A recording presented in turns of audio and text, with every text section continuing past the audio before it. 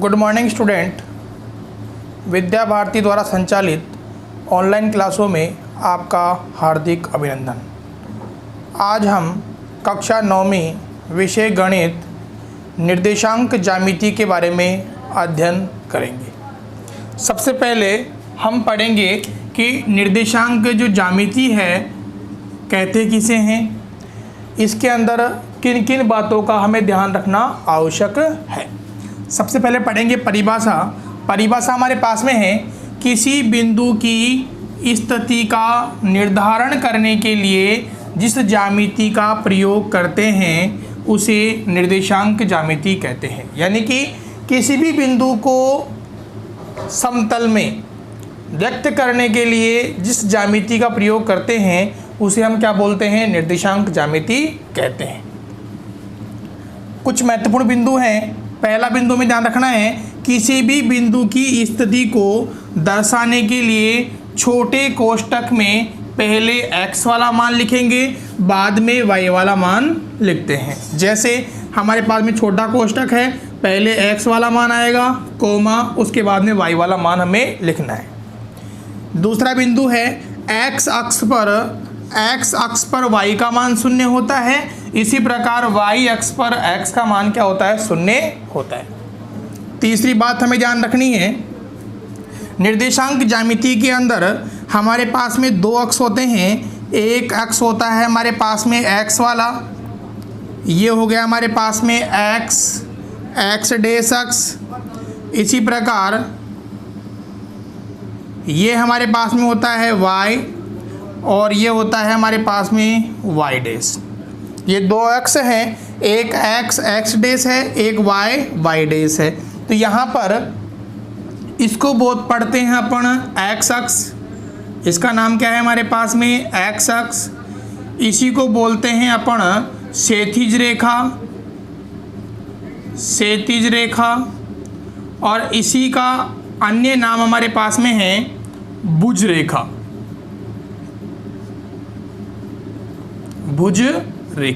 तो यहाँ से जो x अक्ष वाली रेखा है x डैश, इस रेखा का क्या क्या नाम है, x अक्ष है, क्षैतिज रेखा है और भुज रेखा है।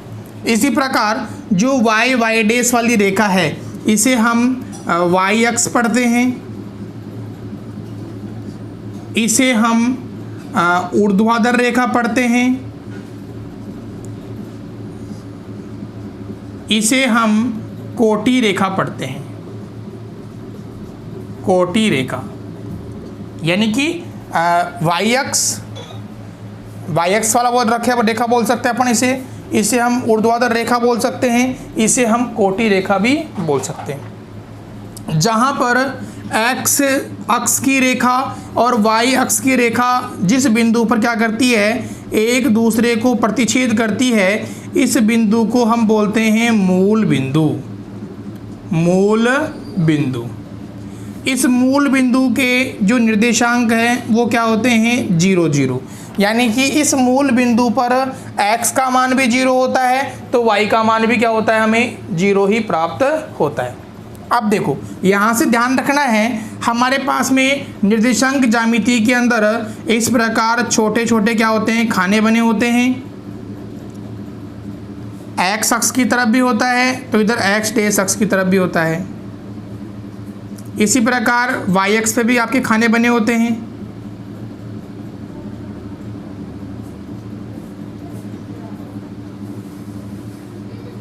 हम लिखते हैं जिस प्रकार 1 2 3 4 5 6 7 -1 -2 -3 -4 -5 -6 1 2 3 4 5 6 -1 -2 -3 -4 -5 यानी कि हमें ध्यान रखना है, हमारे पास में जो x डैश रेखा है इसके इधर की तरफ होता है प्लस वाले चिन्ह, इधर होता है मान हमारे पास में पॉजिटिव, इधर मान होता है हमारे पास में नेगेटिव।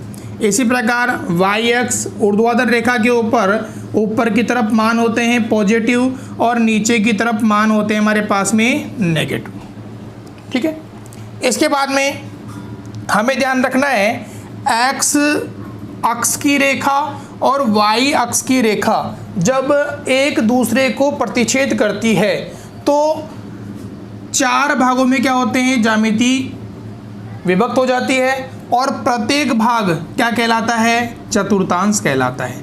प्रत्येक भाग क्या कहलाएगा, आपके चतुर्थांश कहलाएगा। तो ये हो गया हमारे पास में प्रथम चतुर्थांश, इसको बोलेंगे अपन द्वितीय चतुर्थांश। इसके बाद में नीचे वाले को बोलेंगे अपन तृतीय चतुर्थांश, इसको बोलते हैं अपन चतुर्थ चतुर्थांश।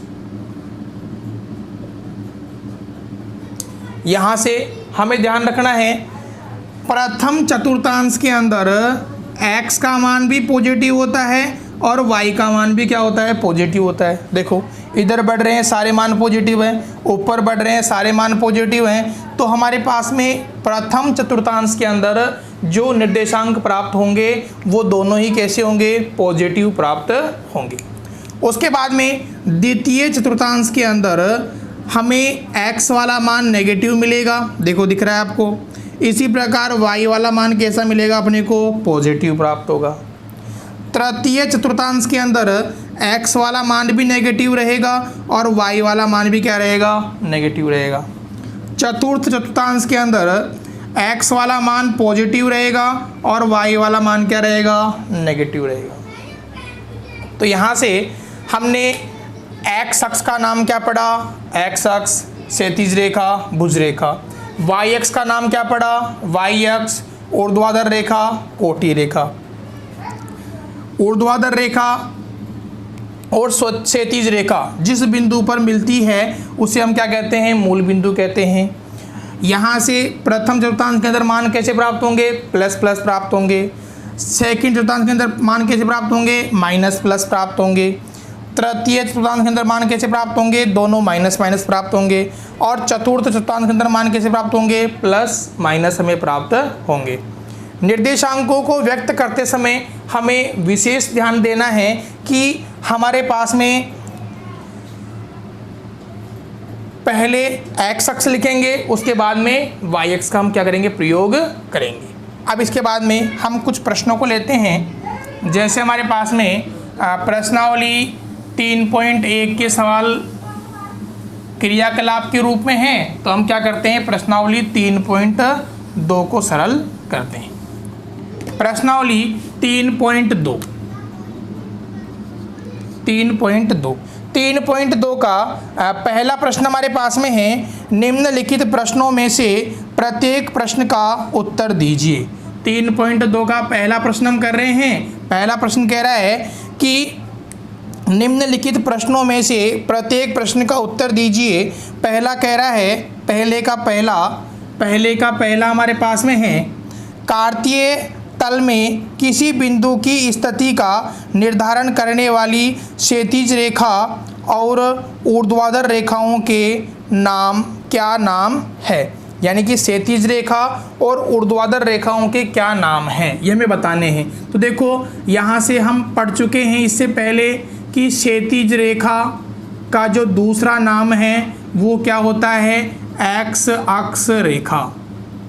एक्स अक्ष रेखा। और इसी का दूसरा नाम हमारे पास में है भुज रेखा। भुज रेखा।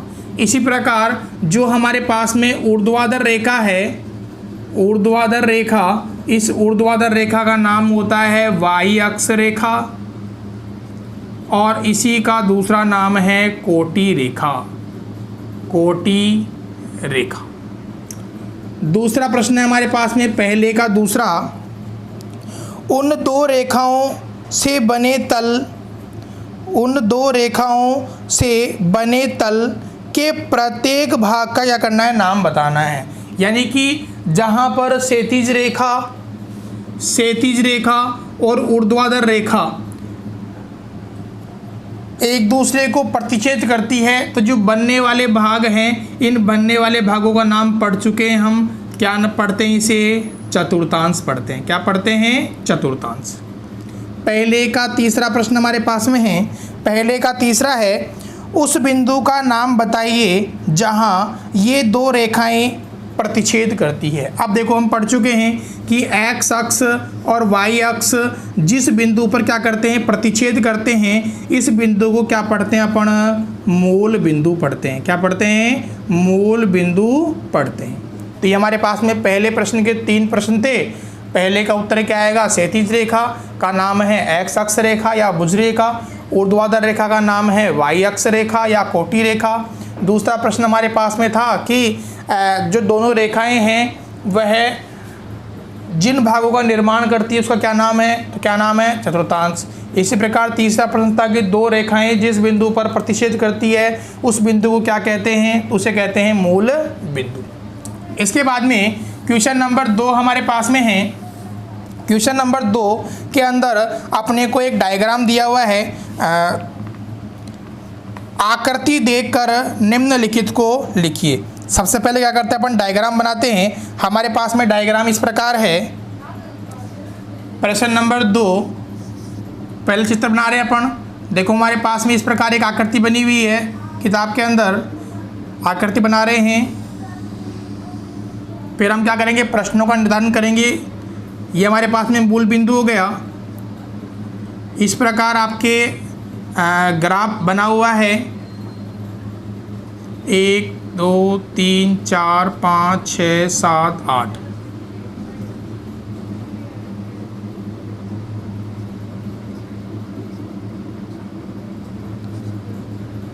-1 -2 -3 -4 -5 -6। इसी प्रकार ऊपर दिया हुआ है।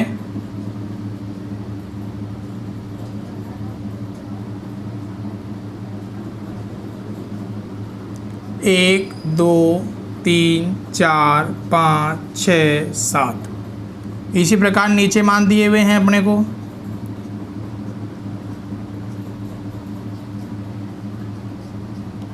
-1 -2 -3 -4 -5 -6 -7 और -8।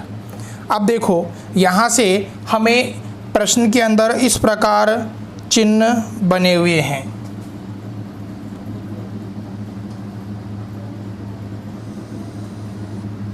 यहाँ पर एक बिंदु दिया हुआ है, इसका नाम क्या है, B। इसी प्रकार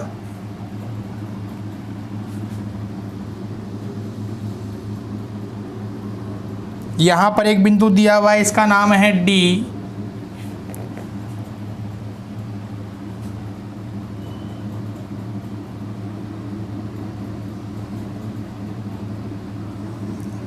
यहाँ पर एक बिंदु बना हुआ है, इसका नाम है E।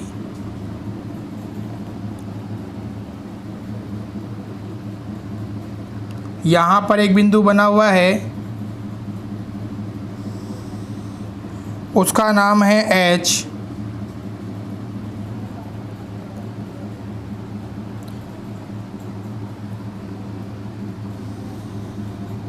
यहाँ पर एक बिंदु बना हुआ है, उसका नाम दिया हुआ है अपने को C। यहाँ पर अपने को नाम दिया हुआ है M।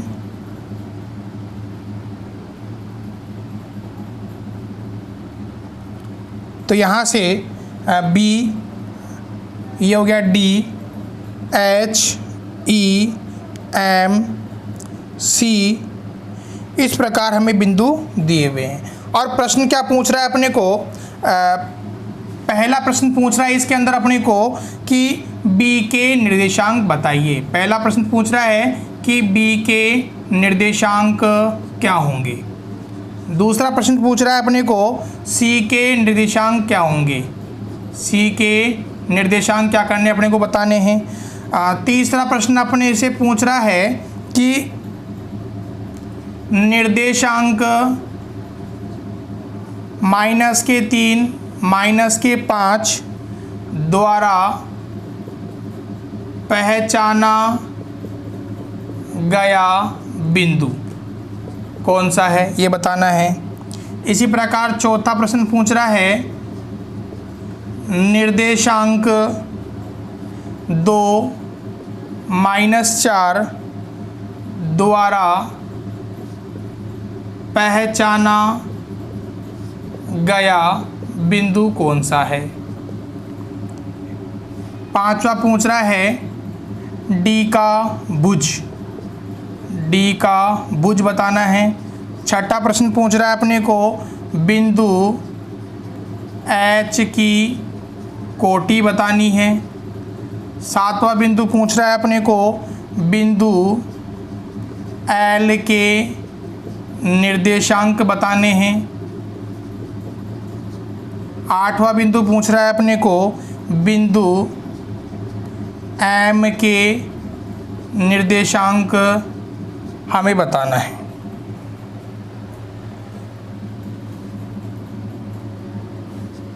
तो यहाँ से हमें इन प्रश्नों के क्या करने उत्तर देने हैं। हमें ग्राफ किताब के अंदर दिया हुआ है, इस ग्राफ को देखते हुए हमें निम्न प्रश्नों के क्या करने उत्तर देने।